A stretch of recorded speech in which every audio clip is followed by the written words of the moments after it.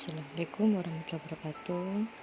Kesempatan ini saya akan melanjutkan materi yang berjudul tentang pengolahan bahan serat. Pengolahan bahan serat dapat dilakukan secara manual maupun menggunakan mesin. Adapun langkah-langkah pengolahan sebagai berikut. 1. Pemintalan benang. Dari proses pemilihan bahan serat akan dilanjutkan pengolahan kapas menjadi benang yang disebut pemintalan. Contohnya tampak pada gambar.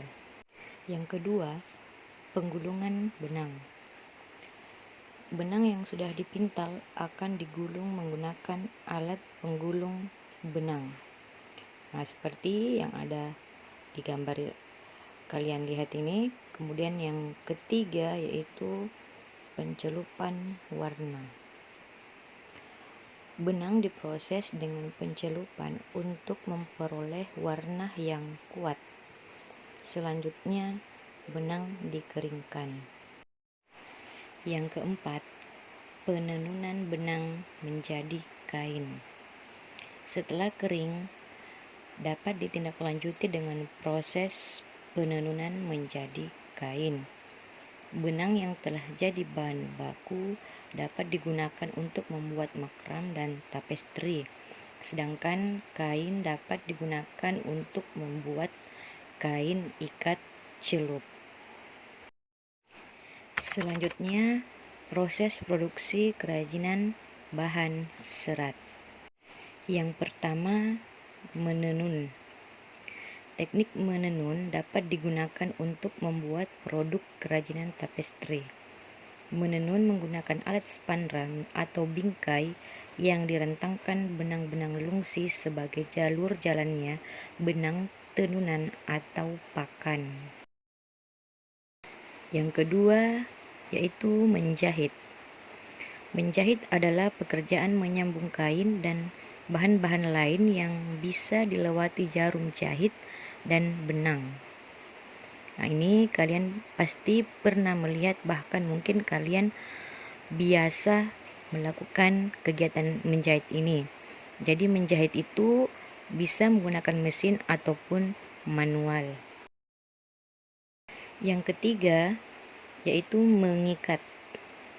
Mengikat adalah teknik menyatukan dua benang atau lebih membentuk ikatan yang diinginkan. Mengikat dapat pula diartikan menyatukan helaian kain yang satu dengan lainnya menggunakan alat pengikat membentuk pola tertentu. Ikatan ini dapat berupa simpul ataupun pola warna. Selanjutnya, sebelum kita membuat produk kerajinan, maka perlu terlebih dahulu memperhatikan syarat-syarat perancangan. Yang pertama yaitu kegunaan atau utility.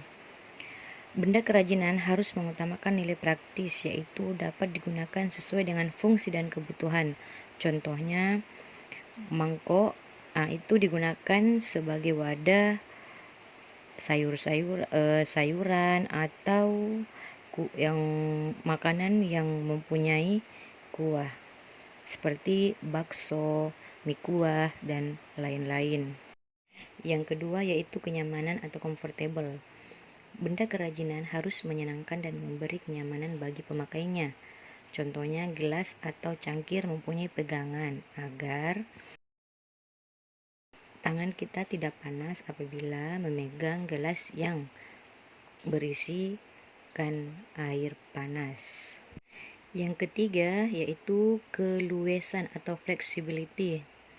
Benda kerajinan harus memiliki keserasian antara bentuk dan wujud benda dengan nilai gunanya, seperti sepatu.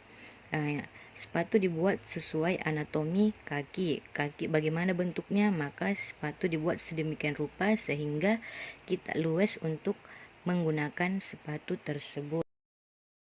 Yang keempat yaitu keamanan atau safety. Benda kerajinan tidak boleh membahayakan pemakainya. Contoh, piring dari serat kelapa harus mempertimbangkan komposisi zat pelapis atau pewarna yang dipakai agar tidak berbahaya jika digunakan sebagai wadah makanan. Kemudian yang kelima yaitu keindahan atau estetik. Benda yang indah mempunyai daya tarik lebih dibanding benda biasa-biasa saja. Keindahan sebuah benda dapat dilihat dari beberapa hal, diantaranya dari bentuk, hiasan atau ornamen, dan bahan bakunya. Selanjutnya, proses penciptaan produk kerajinan. Yang pertama, tentukan bahan dan jenis kerajinan. Yang kedua, penggalian ide dari berbagai sumber. Yang ketiga, buat beberapa sketsa karya. Yang keempat, tentukan sebuah karya terbaik. Yang kelima, kumpulkan bahan dan alat. Yang keenam, pembuatan karya kerajinan. Yang ketujuh, evaluasi karya. Dan yang kedelapan yaitu revisi karya. Sekian dan terima kasih. Semoga bermanfaat.